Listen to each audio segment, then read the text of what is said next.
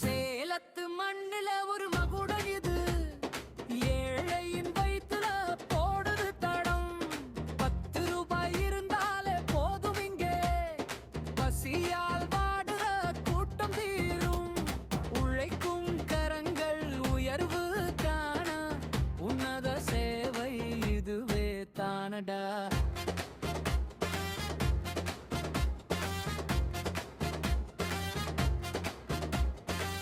வெயிலில் காய்ந்த தேகம் எல்லாம் இங்கே நிழலில்லாம் மருது பாடு. பசியில் வாடி வந்தவர்க்கு இவங்க பாசத்தை ஊட்டுறாங்க 100. அன்னதானம் அது உயர்ந்த தானம், அதை அன்போடு செய்றாங்க தினமும். சாதி மாதம் இங்க இல்லவே இல்லை, மனசுதான் இவங்க வச்ச எல்லை.